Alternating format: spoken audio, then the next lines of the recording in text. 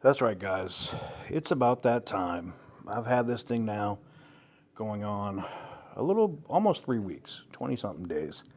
And I want to give you my thoughts and impressions, my full review on the Galaxy Z Fold 6 and whether or not you should possibly buy this thing.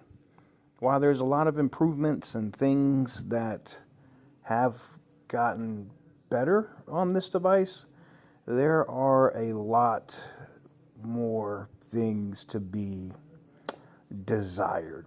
So, without further ado, let's get into the full review.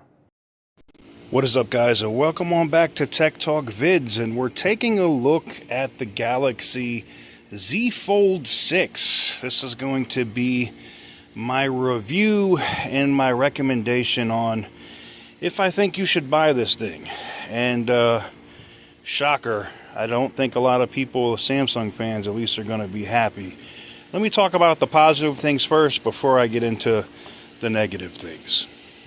First things first, yeah, it looks just like last year's phone. Samsung is literally taking a page out of Apple's book with the same old crap over and over and over again. Now, they have refined it. I will give them credit. This hinge is better than last year's, and the 5s was better than the 4s. So they are getting better in some respects.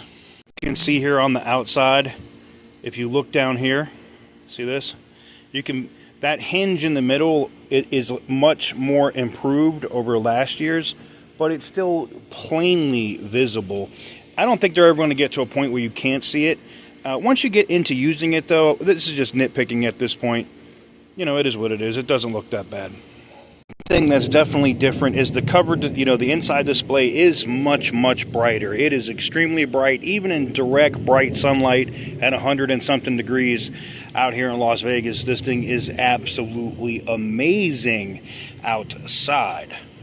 Talk about processing power. This thing's processing power-wise is a complete beast. Whether I am editing, scrolling through 8K video, that is the only thing. There is no mobile apps yet that will allow you to export in 8K, but I can, import stuff from the Red Dragon and stuff directly onto here, or use the 8K video from here as well. But editing and stuff is a breeze. It processes maxed out settings very fast, even faster than my MacBook with the M3 processor. So I really, really appreciate this on the go. On a positive, the outside display is slightly, and I mean ever so slightly, larger than last year. It's still too small, in my opinion, for how much they're asking for this phone. So it kind of is what it is, right?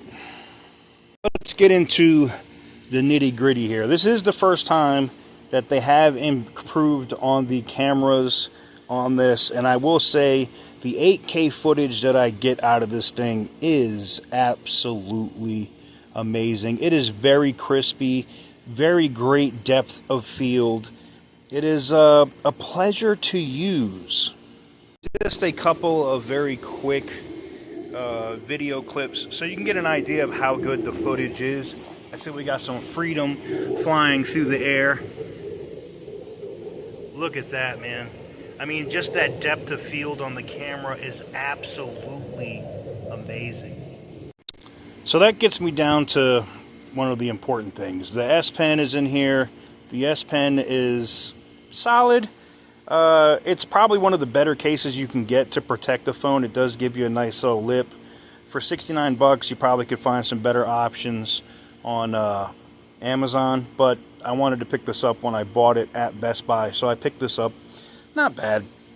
I've used the S Pen maybe twice. I don't really use it that much, and I feel like I'm going to damage the screen when I mess with it, right? Especially where you see the screen dent in when you push. So I try not to use it, believe it or not. And now we'll get to the part that is the dirty part of the video. And that's the price. for the 256 gig version of this phone, you are going to pay over $2,000. My tax area, it's 8.5%. It was $2,051 out the door for this phone, and the case was another 73 bucks.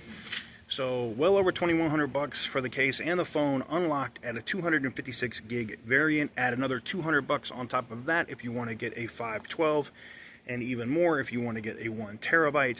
Yes, there are trade-in deals.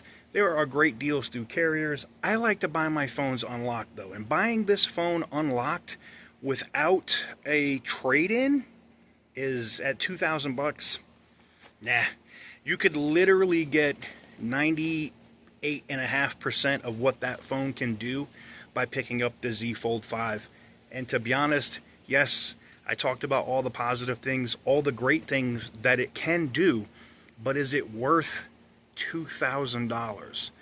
For me, that's where the problem comes in, because there's so many other great phones for less price. In my opinion, I feel like the Pixel Fold is even a better choice right now, even with its bugs and issues and whatnot. And the OnePlus Open absolutely is the better choice, in my opinion, with last year's Snapdragon 8 Gen 2 processor over this 8 Gen 3, just because it's just more usable day to day. While the candy bar shape is great for you to do phone calls and things of that nature with, that's about the best feature of it being that slim that it is. You know, using that thing closed is almost, it's just not enjoyable. And I hope Samsung updates it with the 7. Anyways, that's going to do it for me. That is my full review. Some of you guys aren't going to like it. Some of you guys will. I do have comparisons coming with the OnePlus Open, so stay tuned for that. But anyways, let me know what you guys think in the comment section down below. Give this video a big thumbs up if you like what I do. Hit the subscribe button if you haven't already. And as always, stay petty, my friends.